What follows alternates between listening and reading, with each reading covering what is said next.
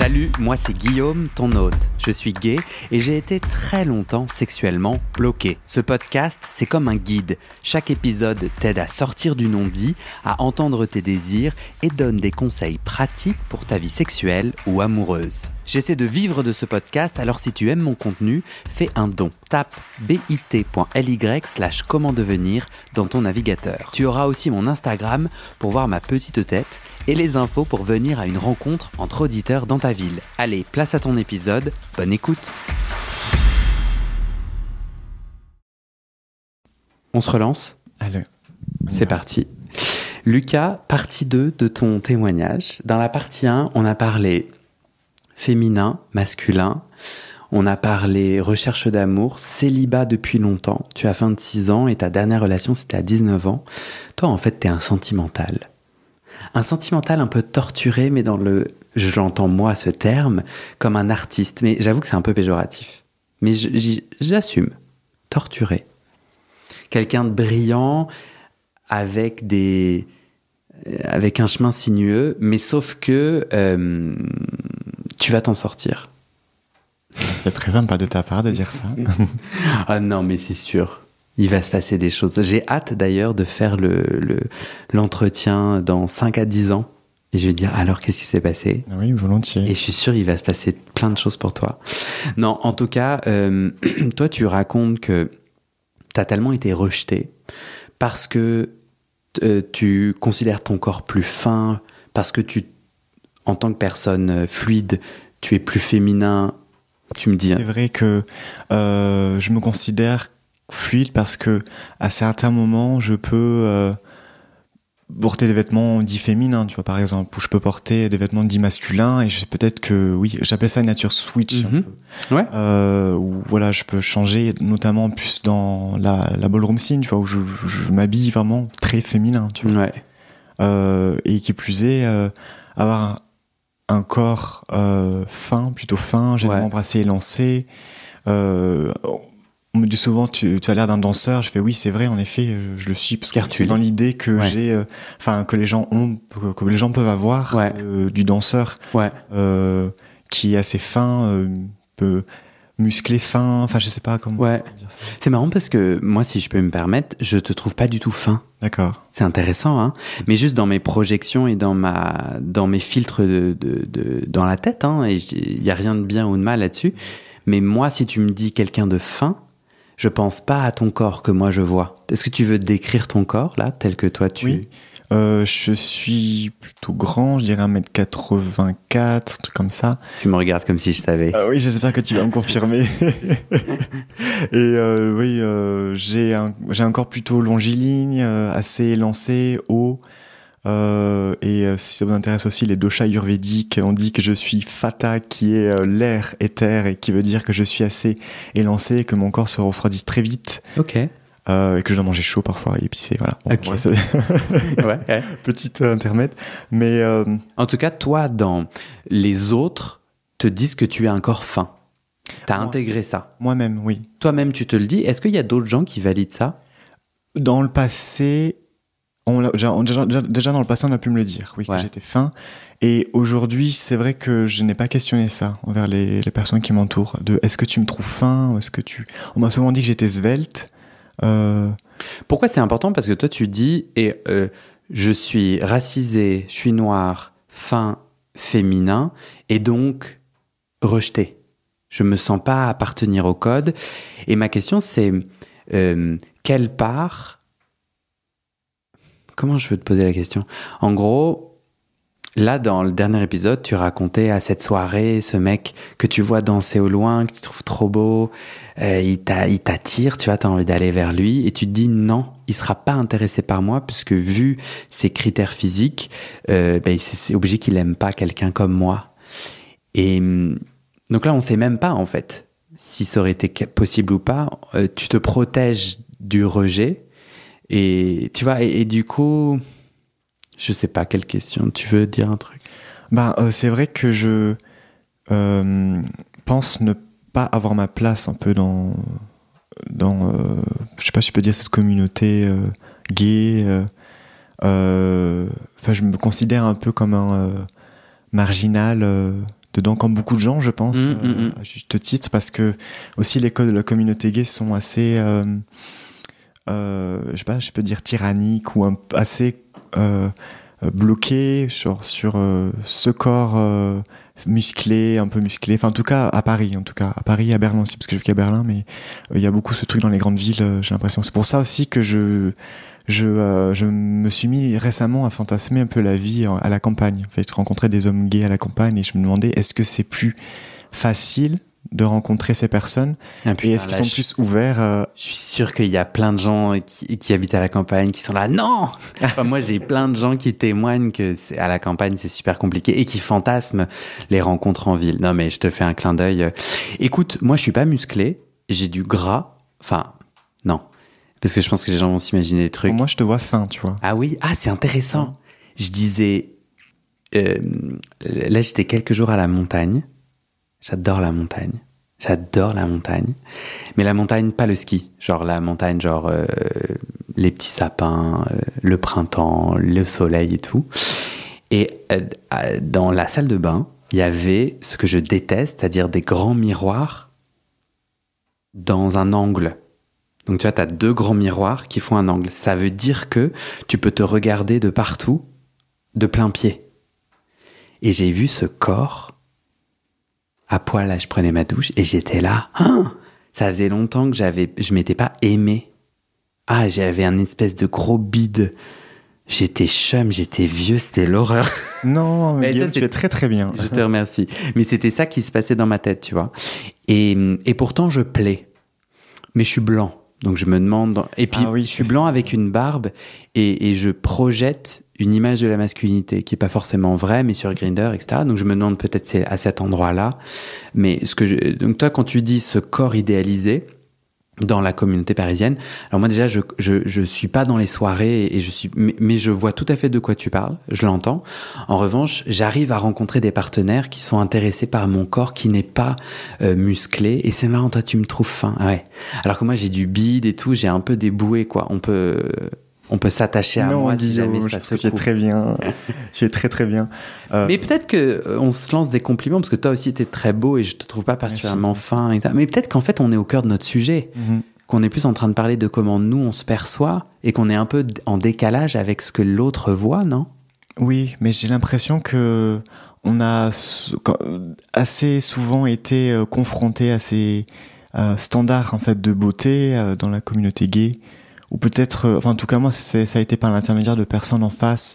Voilà, par exemple, si j'ai une anecdote à ce sujet-là, une fois j'avais rencontré un garçon par Grindr qui était comédien, c'était à Paris d'ailleurs, qui était comédien et donc tout à fait dans mon champ artistique, oui, parce que moi je suis danseur et un peu comédien aussi, donc on s'était rencontrés par Grindr, on avait matché, il m'avait parlé très gentiment, on avait un bon contact et j'étais allé chez lui un soir. La première fois qu'on s'était rencontrés, en fait, j'étais directement chez lui. Je pense que c'est quelque chose que je veux éviter de faire maintenant parce que c'est trop, y a trop d'ambiguïté. Mais bon, j'étais allé chez lui. C'était un appartement étudiant parisien. Donc on avait discuté. C'était très sympa jusqu'au point où à un moment il me dit je dois te dire ça, mais il faut que ça sorte maintenant. Tu es très beau, je trouve très très beau. Par contre, quand tu parles et quand tu te déplaces, je peux pas, je suis bloqué. Et là, je me suis dit, je suis resté complètement livide et je me disais, mais qu'est-ce qui se passe? Ah ouais. Et voilà, et c'est ce genre d'expérience-là qui, je pense, ont construit. Je dirais pas une mauvaise image de moi parce que en vrai j'ai une bonne image mais un peu secouée. Bah je ouais. veux dire. Donc il a ajouté d'autres mots? Non, ça a été juste ça. Et t'es parti? À ce moment-là, oui. Enfin, je savais pas quoi dire. J'étais complètement désemparé. Et t'as juste pris des affaires et t'es parti. Ouais. Oh, la violence de ce qu'il t'a dit. Ouais. Et lui se rendait compte qu'il était très violent? Absolument pas. Non. Peut-être qu'aujourd'hui, si je le revoyais, je n'ai jamais gardé contact avec cette personne, mais si je le revoyais, il serait plus à même de comprendre, parce que j'imagine qu'avec les années qui passent, on se pose des questions, ou peut-être pas, je ne sais pas. Mais en tout cas, dans le temps, non, pas du tout. Ça me fait penser que parfois je porte du vernis. Et j'ai plusieurs fois eu des gens qui m'ont dit « Ah ouais, t'es mignon, t'as l'air masculin, mais le vernis, ça va pas être possible. » Je la connais, celle-là aussi. Je viens de voir que t'as du vernis. Oui, je la connais, celle-ci aussi. Et Et dans ce cas, moi, je réponds « Lol ». Et c'est une très très bonne réponse. Non, mais c'est vachement important ce que tu dis parce que j'ai beaucoup d'empathie. Enfin, je suis trop triste pour toi et je vois complètement comment ça peut écraser. Alors même qu'on est...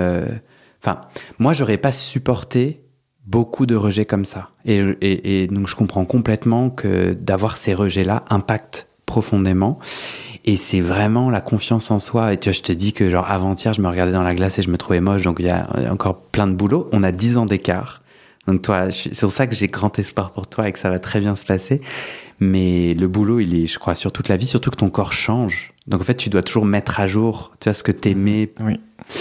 Mais ce que je veux te dire, c'est que c'est vraiment une construction.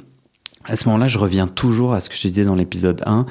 Je reviens toujours à « Attends, il y a des gens qui kiffent. » Et moi, j'ai envie... Donc, en tout cas, mon rationnel, c'est « Je me trouve beau, moi. Et si t'aimes pas mon vernis, il y a des gens qui kiffent. » Et en fait... Moi, j'ai envie d'un rapport humain et sexuel avec quelqu'un je crois que quelqu'un qui n'aime pas mon vernis, c'est quelqu'un avec qui je vais mal baiser. Tu vois ce que je veux dire ? Oui. Pour moi, c'est un peu gagnant du temps parce que si tu t'attaches à ça, c'est que de toute façon, en fait, il n'y a pas d'intérêt. Tu vois ? Donc moi, c'est pour ça que sur les apps, je monte mon vernis, ma calvitie... Et tu vois, mon ventre et tout, enfin, je montre. Et tu vois, si efféminé, machin, genre, mettons les mots. Parce qu'en fait, si tu t'arrêtes à ça, j'ai pas le temps. Est-ce que toi, sur tes apps de rencontre, tu marques justement tous ces trucs qui te font être rejeté comme ça, les gens qui viennent t'aborder, c'est cool, non ? T'en penses quoi ? Alors pour l'occurrence, j'ai Grindr et c'est une histoire assez révoltée et compliquée avec Grindr parce que je le supprime, je supprime. Ouais. Heureusement aussi, Ouais. parce que c'est assez intense Grindr, je trouve. Et donc j'ai pas décrit ça. Bien que je dise je ne veux pas de masculinité toxique entre guillemets, mais par contre j'ai les photos qui montrent. J'ai fait une photo où je suis en jupe par exemple. Ouais. Bon, c'était en l'occurrence pendant une soirée, mais je la portais. Enfin, je porte une jupe, j'ai aucun souci à porter des jupes quoi. Enfin, je peux en porter. Et d'autres où je suis juste masculin. Voilà. Enfin, c'est vrai que je me sens assez libre de. Et ça fait aussi ma personnalité et ma force, je trouve, pour me passer d'une catégorie à l'autre et de pas me dire en fait je suis né mec et je m'habille en mec quoi. Oui, je comprends ce que tu veux dire. Oui, donc mon idée est un peu limitante. Si là, petit à petit, il y a des gens qui sont en train d'avoir un crush sur toi, ta voix, ce que tu racontes et tout, t'aurais envie qu'ils te contactent ? Pourquoi pas, mais ça me fait un peu peur là, comme ça dit comme ça. En tout cas, tu auras le temps de décider de mettre dans le descriptif de cet épisode un email, un Instagram ou que sais-je. Bah justement, tiens, pour réagir à ça, parce que j'ai beaucoup passé de temps à réfléchir à pourquoi est-ce que j'arrivais pas à me connecter avec quelqu'un. Et je pense aussi à ce côté-là de peut-être que je cache un peu aussi qui je suis et que je ne parle pas trop et que je reste un peu sous un espèce d'écran, parce que je suis souvent quand je rencontre des gens, on me trouve superbe, j'ai une énergie de fou, je fais le spectacle, je fais le show parce que je suis artiste et tout machin, et du coup on me dit t'es fabuleux et tout, mais c'est vrai que intimement les gens voient pas les difficultés et ne me connaissent peut-être pas sous cette image-là que je peux donner, et je pense que j'ai peut-être construit aussi cette image pour pas montrer ma vulnérabilité, je ne sais pas. Bah oui, parce que si tu te montres, tu te fais violenter en fait. Si t'es trop efféminé, tu te fais violenter. T'es d'accord ? Enfin, ouais, et même qui plus est, en plus d'efféminé, c'est même, tu vois, genre mes faiblesses et d'autres choses qui me construisent, tu sais. C'est mon identité en général, je veux dire. Parce qu'en vrai, le côté efféminé, on le voit dès le départ, tu vois.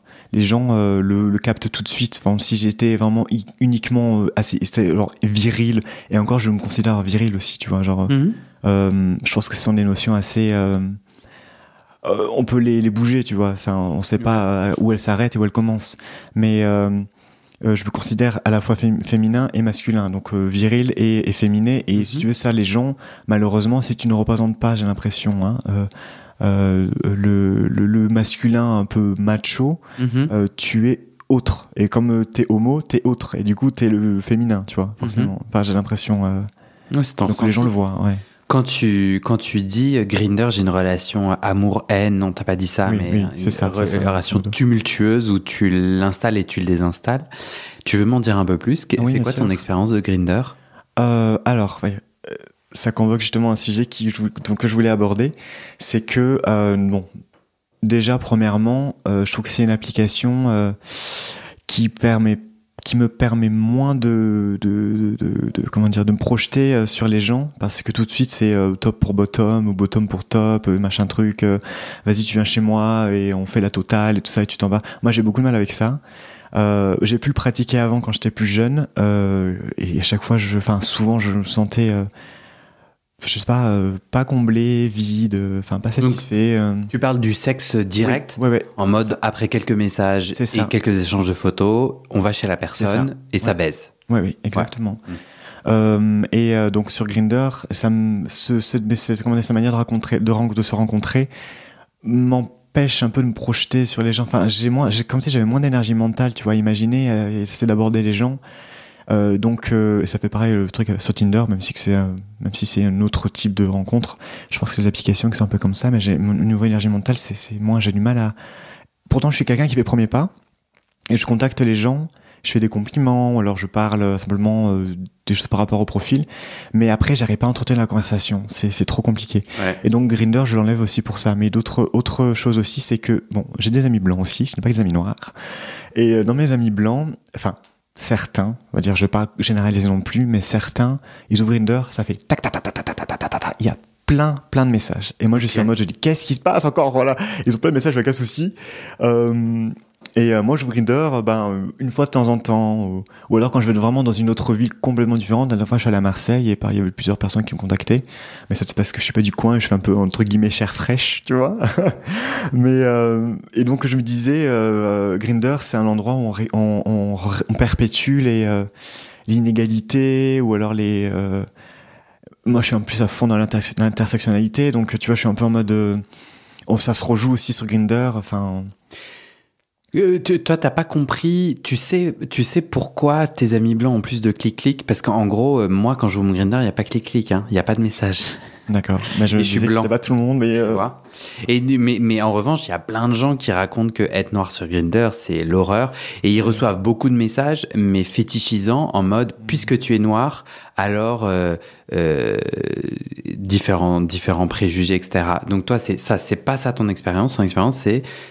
désert, les gens te contactent pas. Les amis blancs, t'as identifié, parce que tu vois, je crois que notamment, ils avaient fait des études, si tu mets que t'es actif ou passif, t'as plus ou moins de messages. Est-ce que tu t'es posé la question de quel critère fait que tes amis blancs ont plus de messages?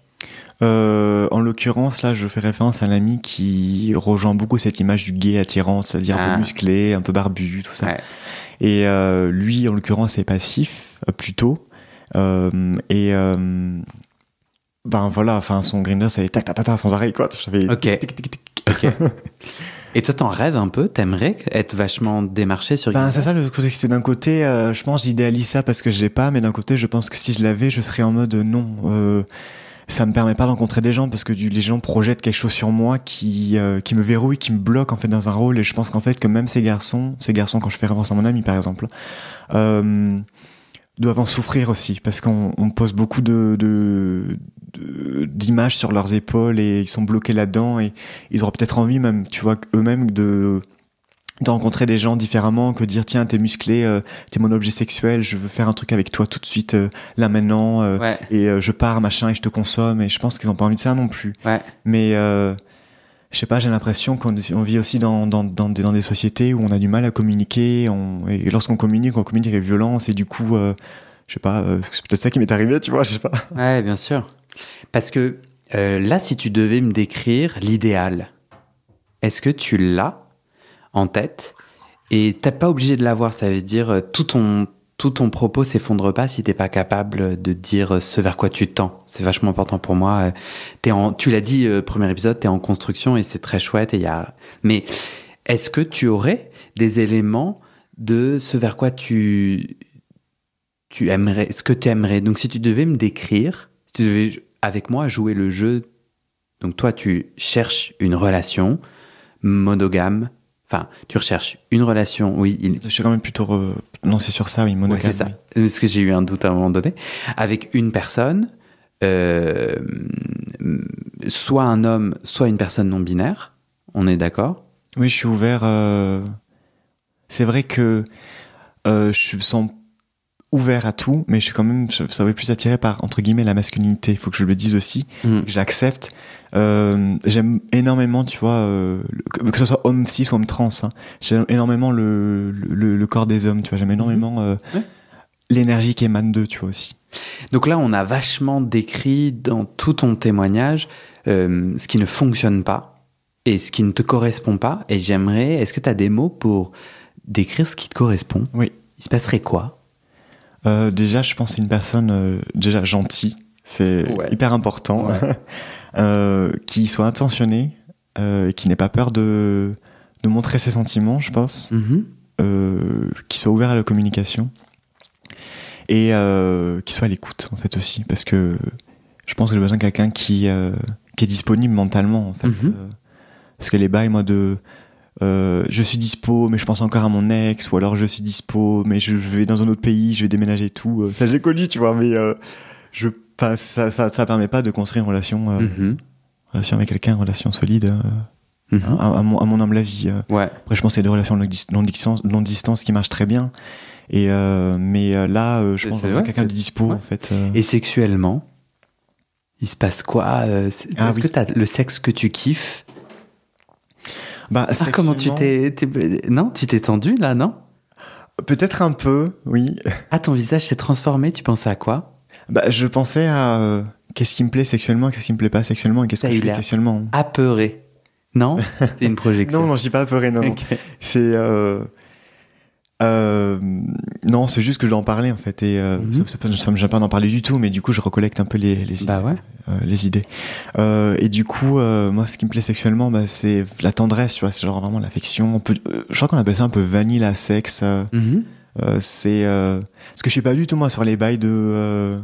trip hard, je sais pas quoi, truc muche. J'ai pas un problème à être considéré par quelqu'un qui me respecte comme, entre guillemets, un objet sexuel.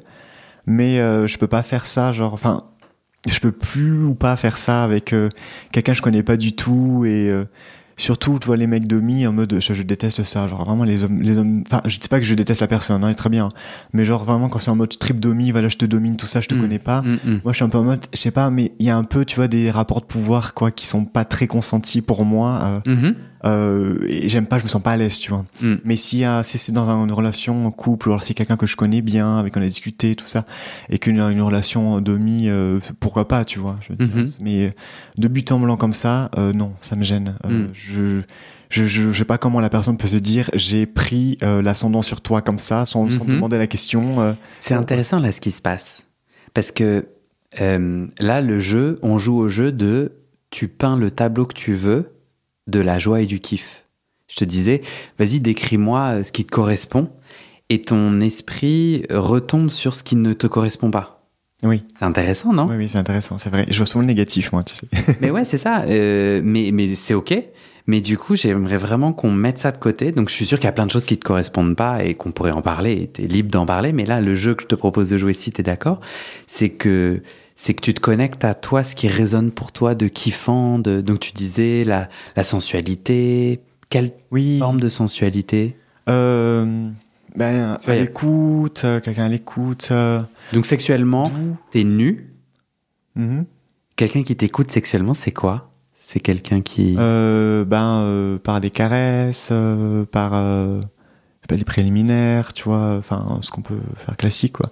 Dans le début de relation sexuelle. Oui, c'est là plutôt sur les émotions, tu vois, sur des sentiments, tout ça. Et après, oui, peut-être avoir quelque chose d'un peu plus, entre guillemets, bestial, tu vois, mais moi, il faut que je ressente, tu vois, des choses, quoi, en fait, tu vois, je suis pas mécanique, voilà. Je crois que c'est la définition du sapiosexuel. C'est une personne qui trouve son énergie sexuelle et ses racines sexuelles dans le sentiment, la connaissance de l'autre, l'échange cérébral ou... Je crois, de pas dire de bêtises. J'irai voir, alors. Ah ouais, tu sais, une personne sapio. Ah ouais. Je connais pas trop. Ok. Tu aimes sucer?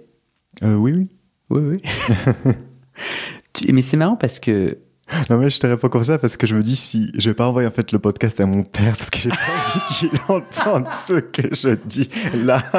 Tu pensais l'envoyer à ton papa? Je pensais lui dire tiens regarde j'ai fait un podcast et tu pourras peut-être un peu comprendre un peu plus qui je suis, tu vois, et comment je me suis construit parce que ça a aussi impacté notre relation d'un côté je pense il représente aussi le masculin, tu vois, mon père. Enfin, la première fois qu'il est masculin. Mais du coup, voilà, si je commence à parler sexuel, je vais peut-être pas aller voir l'épisode. Ouais, non, c'est intéressant. L'acceptation de ta famille fait partie aussi de nos chemins. T'en es où de ça et ton Je suis assez bien accepté par ma famille. J'avais fait mon coming out, j'avais 13 ans.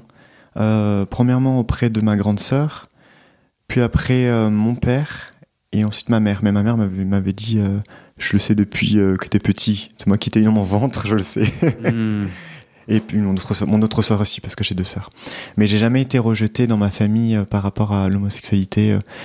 Par contre, j'ai développé un tabou. Comme on n'en parlait pas, on ne parlait jamais. J'avais, je pense, ce sentiment de honte, tu vois, peut-être un peu. De peur, de honte, et en plus j'étais complètement harcelé à l'école, et du coup voilà, il fallait que je le cache, quoi. Et du coup c'est hyper tabou, j'en ai jamais parlé, et je pense que si j'en avais parlé ado, mes parents, enfin ma mère est plus à l'aise que mon père, parce que mon père tu vois, il est un peu plus macho, tout ça, il a un peu plus de mal à comprendre. Bon, il comprend très bien, il n'a jamais eu de problème, mais il a du mal à en parler, voilà, je devrais dire ça. Et si j'en avais parlé, je pense que plus tôt, je pense que la conversation aurait été ouverte, tu vois, là-dessus, et c'est vrai que quand j'étais ado, j'aurais voulu, et encore à l'heure d'aujourd'hui, j'aurais voulu avoir un homme gay plus vieux qui puisse me parler des problématiques, en fait, et de comment faire, en fait, pour gérer toutes les problématiques, quoi, enfin, que je suis dans la vie. Tu te sens un petit peu seul, en tout cas, à cet endroit. J'étais très seul, J'étais très, très seul, quand j'étais ado. Et enfant aussi. J'avais pour habitude de m'enfermer dans ma chambre et de jouer aux jeux vidéo ou de lire des bouquins. Et je lisais énormément, d'ailleurs. Mais je pense que c'était parce que je devais m'échapper, en fait, de cette vie dure, en fait, et parce qu'au collège lycée j'étais harcelé de ouf, quoi. Enfin je pense que beaucoup de personnes l'ont vécu. Après aussi un truc que j'ai pas dit, c'est que j'avais un côté hyper révolté, donc je m'affichais, j'avais aucun problème à montrer, tu vois. Bon, j'étais le gay du bahut, quoi, mais c'était généralement les mecs qui m'embêtaient, les mecs en profiter lorsque je passais dans un couloir pour me la faire à l'envers, pour être voilà. C'est quoi te la faire à l'envers? T'insulter? Ouais, clairement. Jamais j'ai été frappé ou quoi que ce soit, mais insulté, oui. Et ça a été dur ces années, surtout le collège, en fait. C'était surtout le collège qui était compliqué. Et d'un côté, je prenais aussi une revanche sur la vie en me disant, eh bien, du coup, je vais pas me taire et je vais sortir un peu, tu vois, de ma carapace, et j'étais hyper révolté, j'étais métalleux, tu vois, j'étais en mode j'en ai rien à foutre, car life et tout, tu vois. Mais voilà, et j'étais quand même assez impacté par ça. Bien sûr, ouais. Ça, j'ai vraiment l'impression que ça nous marque à vie, et que moi, dans ce que j'ai entendu, c'est que t'arrives dans cette communauté gay. T'es à l'aise de dire ce bahut, il était dans quel coin de la France ou... Dans le sud-ouest de la France. J'ai grandi au Pays Basque. Ok. Je suis d'origine martiniquaise. Je suis né en France, Martinique. Après on est allé, après on est retourné en France. Ok. Et c'était un milieu plutôt rural ou c'était une grande ville? Plutôt rural, oui. Ouais.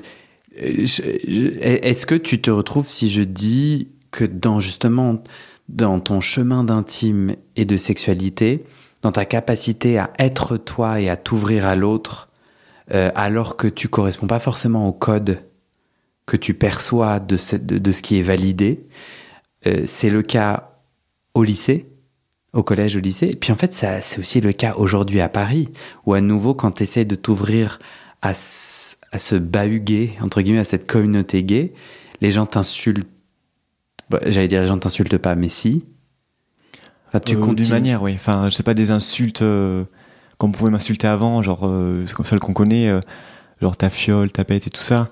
Mais ce sont d'autres insultes, peut-être. Le mec qui te dit, oui. ouais, c'est cool, t'es beau et tout, mais quand tu parles. C'était dans cet épisode que tu l'as dit, je crois, ouais. Oui. Quand tu parles et quand tu bouges, c'est pas possible. Sous-entendu, tu es trop efféminé, c'est ça? Oui, je pense. Non, mais la violence du truc, quoi. Et moi, je la trouve, de ce que je ressens, je la trouve belle, cette image. J'ai l'impression que, quelque part, t'es encore dans ta chambre, tout seul. Ah oui, je pense que j'ai mon enfant intérieur qui doit faire ah, tu vois. Ouais. Dans ce monde violent, quoi. Comment tu disais l'apéro entre auditeurs était sympa? Est-ce que à cet endroit-là, donc tu t'es fait un pote? Oui. Au minimum. Oui, oui. Est-ce que ton petit cœur s'est emballé à l'égard? Pour 2-3 personnes, oui, en effet, un peu. Ok. Mais pareil, c'est la même chose. Je me disais, c'est pas la peine que j'essaie. Ok.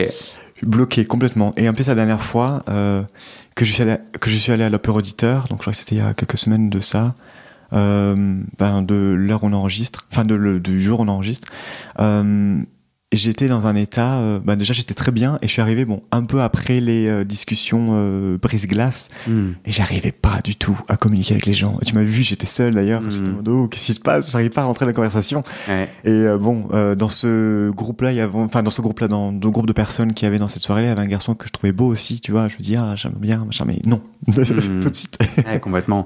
En fait, ce qu'on fait avec les apéros entre auditeurs, après, ça c'est à Paris. Dans les autres villes, les gens font bien ce qu'ils veulent, mais moi je leur propose cette petite formule que moi j'aime bien et puis ils font ce qu'ils veulent. Mais c'est, on se met en petit groupe de 3. Et en fait, ça marche pendant les rencontres, pour amorcer les rencontres, pour amorcer même des enregistrements. On met les gens en petit groupe de 3 avec des gens que tu connais pas et on te propose une question auquel chacun répond. Et après, au bout de 10 minutes, hop, on change de groupe. Ce qui fait qu'en peu de temps, tu rencontres 6 personnes sur les 20 présentes. Et en fait, hop, après la magie se fait, ou la magie se fait pas d'ailleurs. Mais moi, j'aime bien ce truc un peu... alors, c'est très à l'américaine. Certains pourraient penser que ça manque de spontanéité. Moi, j'en ai rien à foutre de la spontanéité. Quand j'arrive à un endroit où il y a 20 personnes que je connais pas, genre, je suis... Alors, moi, tu vois, je suis pas très timide, mais moi, je suis... Non, j'aime pas les apéros, là, je déteste ça, parce que je suis là, mais comment on est censé... Je suis censé me tourner vers quelqu'un et faire « Salut !» Mais il y a plein qui y arrivent et tout, mais moi, j'y arrive pas. Donc voilà, moi, j'ai dit, j'aime bien cette petite formule. C'est une interface très très bien, justement, pour pas rencontrer les gens. Et moi, en préparant cet entretien-là, je nettoyais ma cuisine. Et sache que avant un entretien, nettoyer me permet un peu de me dire... Tu vois, j'ai mes petites notes et tout, mais quelque part, je me dis « Attends, c'est un peu magique, mais je me dis, est-ce qu'il y a un truc par rapport à Lucas? Qu'est-ce que je pense? D'essayer de prendre un peu de la distance, parce que tu sais, j'ai ma petite intro, mes petites notes, donc tu peux être un peu scolaire à dire, ah ok, oui, on va parler de ça, etc. Et il m'est apparu un truc. Je me suis dit, c'est marrant, il est arrivé en retard au dernier apéro, et donc il s'est empêché tout ce petit processus de brisage de glace.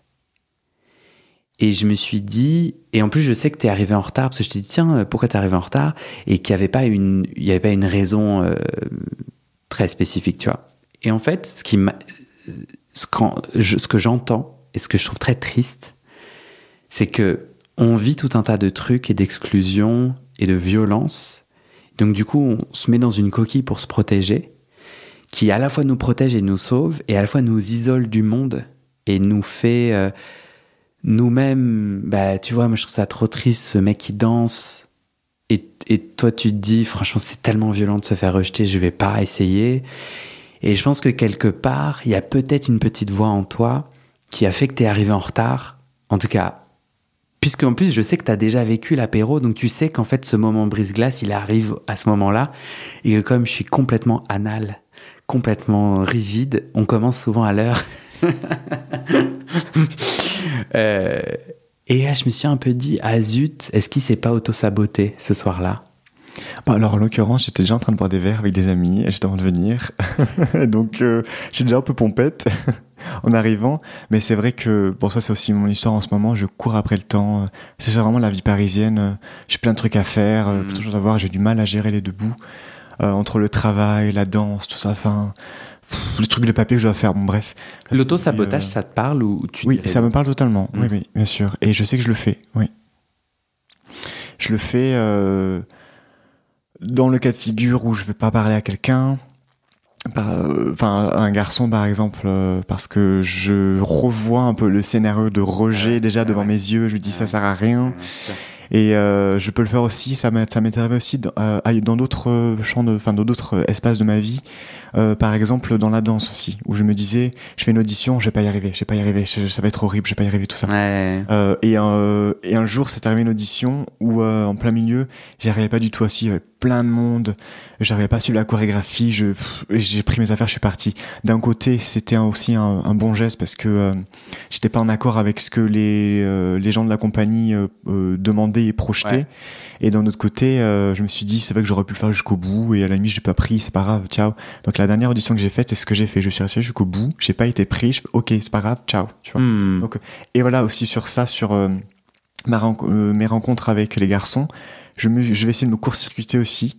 J'avais déjà cette idée auparavant, avant de venir, avant que tu en parles, le court-circuitage. Je me suis dit, je sors d'une soirée gay, tu vas faire un petit peu à chaque fois. Tu vas faire, genre, peut-être parler à un inconnu, juste comme ça.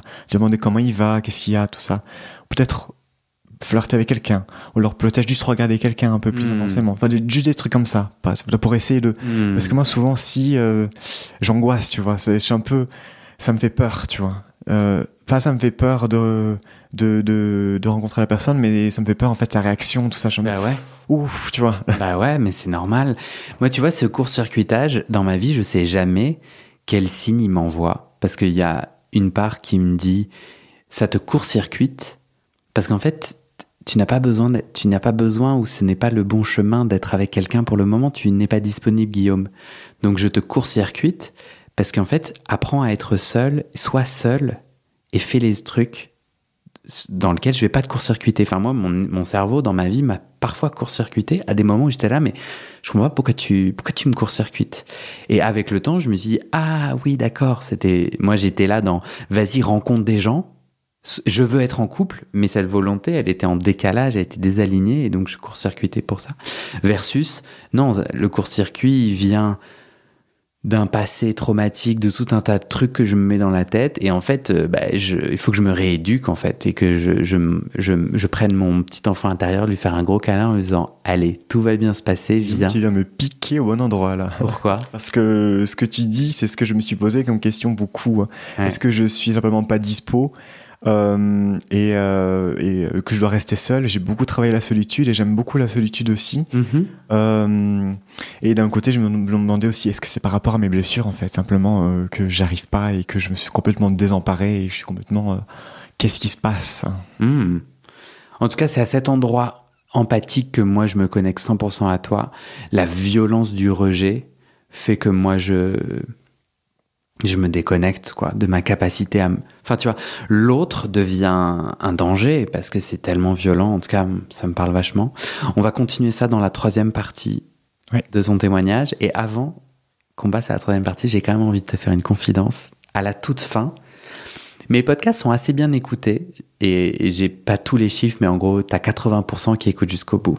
Mais j'aime bien l'idée que nous soyons vraiment à la fin de l'épisode que entre toi et moi et les oreilles les plus intéressées.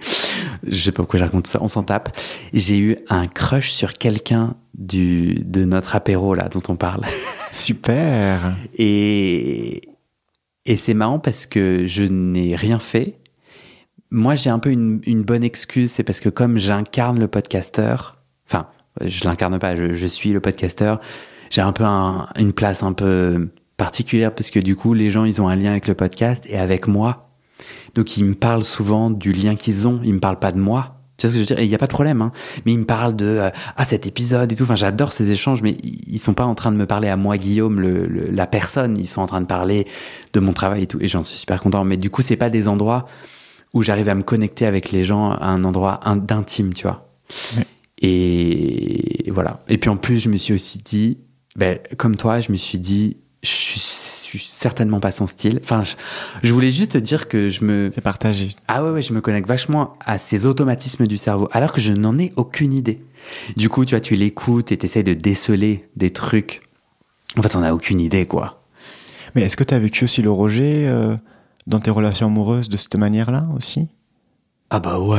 Non, mais tout ce que tu décris, moi, je l'ai vécu, ouais. Certainement différemment de toi et autres. Moi, je pense que vraiment la fétichisation raciale et d'une violence, enfin, quand j'écoute les témoignages, moi, j'ai jamais vécu ça et je trouve que c'est un autre... Est-ce qu'on a encore du temps pour cet épisode-là ? Non, ça sera la partie 3. Très bien. Mais du coup, t'as tout ton temps dans la partie 3. D'accord. Tu te souviendras de ce que t'as à dire ? Oui, bien sûr. On commencera par ça. Ça te va ? Ça me va.